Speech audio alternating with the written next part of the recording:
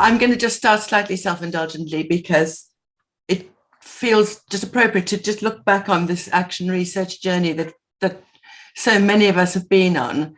And so, as you know, Joss and I have been involved from the start, running workshops, and Joss has obviously been much more involved this year than I have and previous years, but it's been lovely to be on this journey. And I have really enjoyed developing relationships with people, watching their research progress. Ross, definitely, you've been there since the beginning, haven't you? I can't pick out anyone else right now spontaneously, but seeing how the research has developed. So thank you. Today's experience for me has been, as always, inspiring, wonderful. I'm so impressed with everybody for how much you've managed to get done in what was not a particularly easy year. But I'm so impressed with the quality of the presentations and with the thought that's gone into them. In terms of today's actual conference, I just wanted to reflect on sort of the way it was put together, because for me, that was very effective. I do feel completely exhausted now, but just having the processing time, for example, having those questions to think about in very small groups in the breakout rooms, I think it's a very effective way of just stepping back. And so thanks, Joss, for organising it that way. I also think the use of the Mentimeter was really effective, and I don't know if people can see the results, but I think they will be shared at a later stage. Just to point out that more than one person mentioned the diagnostics and the non-testing diagnostics. There were comments about language and the careful use of language, and I know Julie sort of picked that up earlier on as well. People were obviously interested in Plickers and TikTok and technology, but with some reservations. And then I just noticed I had a look as Matt was finishing his presentation, there've been some comments added about gamification. So lots of people wanting to try lots of interesting things, which sort of brings me on to the next thing I want to talk about, which is why do we do action research? And I'm going to start with a quote from Matt, which is, there isn't too much out there. So one of the reasons we're doing action research is to contribute to the body of knowledge and to provide an evidence base of what works. I know a lot of it is very specific, and a lot of you are looking at what happens in your own context, and then perhaps trying to generalize and look across the FE sector. But I think what's true for everybody in this room is a real care and concern for the FE sector. And I think that doing action research can only contribute to that. On a different level, it's about people. And I think what's really important is that what's come through time and again today is that the students benefited from your doing action research. They were asked, they felt valued. They were aware that they were taking part in something bigger. And I think that that's terribly important for them. For you, I said this last time and the time before, I think I am really interested in teacher learning.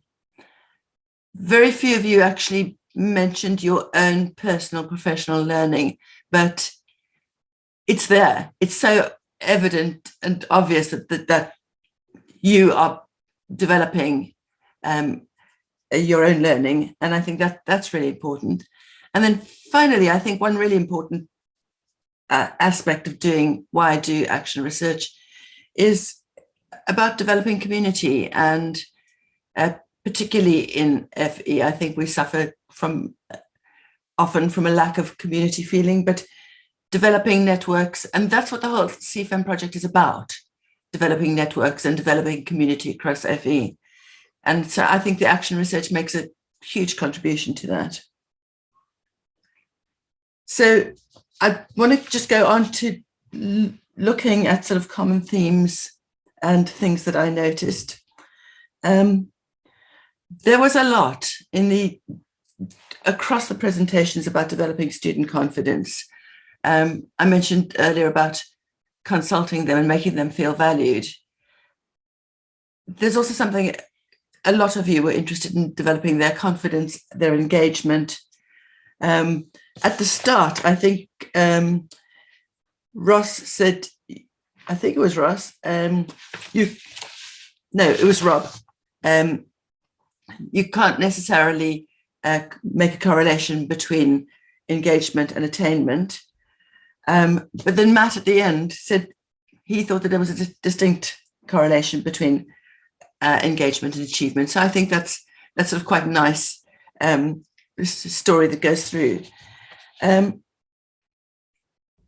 Something that I haven't noticed in previous conferences, but something that came across really clearly today was that people were very interested in looking for and identifying challenging topics and important areas of maths that they actually wanted to focus on. And it was interesting to see the different approaches to doing that. Another theme that sort of came out in at least 2, if not 3 presentations was about peer support. And the clear desire to have better peer support and have better student discussions. And I think that it's very pleasing to see that looked at, because as we all know, it's terribly important. And then finally, another sort of big theme that came out of it was, for me, was about inside and outside the classroom and the difficulty of extending the maths learning outside the classroom. And it's clearly something that people are concerned about and not being terribly successful with, but it's something to work on. I also just wanted to talk about the methodologies and different things that people talked about in what they were doing. And something that I really liked was a theme of flexibility. And so like Julianne said, well, we had all these different things, we just decided to run with it. And that sort of flexible approach, it was a massive project, Julianne's, and I think you probably handled it in the only way you could, Julianne. But that sort of flexibility in the presentation from Leighton, they talked about the 3 cycles and how cycle 2 was influenced by cycle 1 and cycle 3 was influenced by cycle 2. And that team, I don't think they're actually here, they made subtle changes to what they were doing to get better. They were looking at feedback and student conversation. But most people talked about cycles.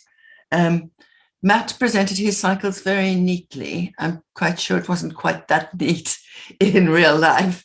And I'm sure there was some learning. There must be learning as you go along. Another point that sort of struck me as important to think about as a CFEM project and just for everybody is what happens next. And at least 2 people said, I want to start earlier in the year. I want to get on with this right from the start. I want to get the students as they come into my classroom. And thinking about sort of what happens next year, already starting to think about what happens next year. And some people mentioned it, I'm sure you're all thinking about it because you'll be doing projects next year. But that was just a theme that came across, and Kath's not here, but I'm sure Kath and Joss will be pushing things forward to start earlier next year. And then finally, in terms of methodology, I really liked the way that Matt started by really being explicit about what problem they were trying to solve. And I think that's really important when you're thinking about your research questions. just to be explicit about the problems you're trying to solve. We've all got the same problems in our FE, GCSE reset classrooms, but to be very specific, I think is important if you can do it, and it's not always possible. Joss, I don't have much time left, do I? But can I have another minute? I just want to pick out some quotes. Ross, I really like this quote of yours.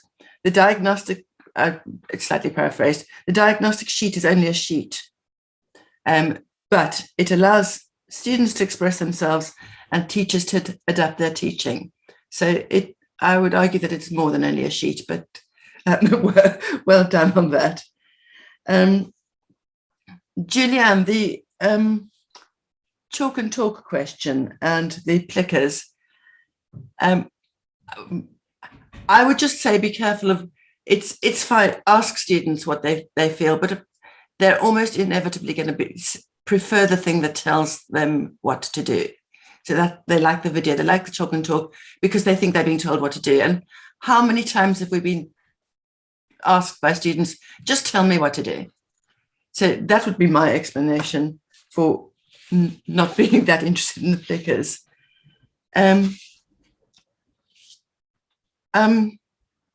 Matt, from your presentation, I'd just like to again emphasize that the importance of identifying what problem you're trying to solve. But what I liked was identifying the problem, which was about engagement. And then you brought in enjoyment as well. And having watched your son and how much he enjoyed playing games, realizing how important enjoyment was. And Rob, I thought that it was, I'm glad you brought up the issue of time. And previously, lots more people have brought that up. But of course, time is important. And I think we all need to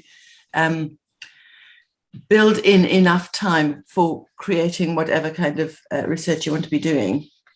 And then finally, I know Jane and Zoe aren't here, but a final quote from them, which is, this is not a magic bullet, but is an efficient use of classroom time, which I think is an excellent way of summarizing what they did. And my time is up. So Joss, over to you.